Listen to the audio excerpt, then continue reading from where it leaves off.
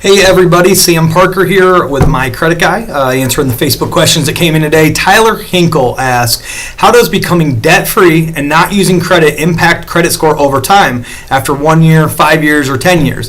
That's a great question, and a lot of people are not going to like my answer.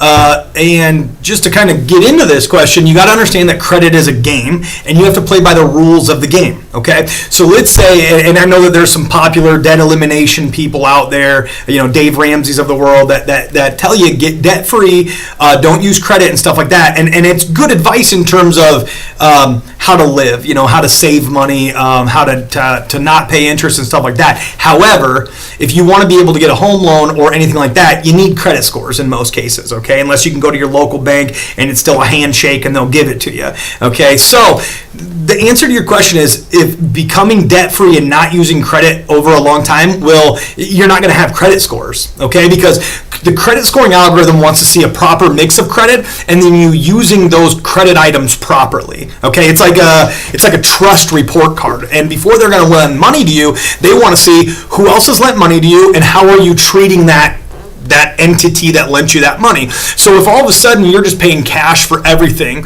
and again, I'm not going to tell you not to do that. That's an amazing thing. Good for you. But you will eliminate your credit score, okay? And it's not that you don't have a score at all. It's that they're not going to generate it for you because you're not playing by their rules.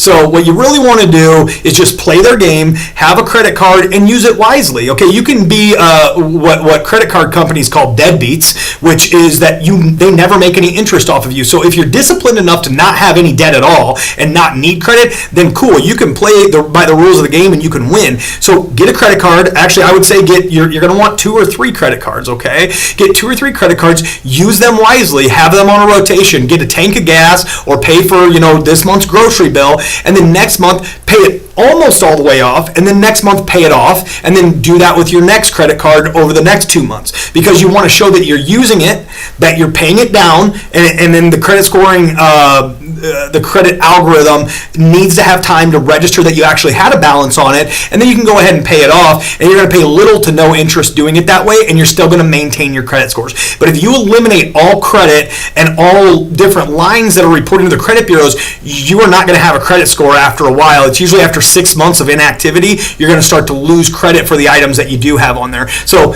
if you want credit and if you're going to need it to make a purchase in the future, just play the game. If you're already to a point where you're debt-free, not using credit, it should be a really easy game to play. Rotate those credit cards, use them, pay them down, pay them off. Use them, pay them down, pay them off, and just be disciplined about it. Hopefully that answered your question. If not, let me know in the comment section and I'll definitely go into more depth. Thanks a lot for the question.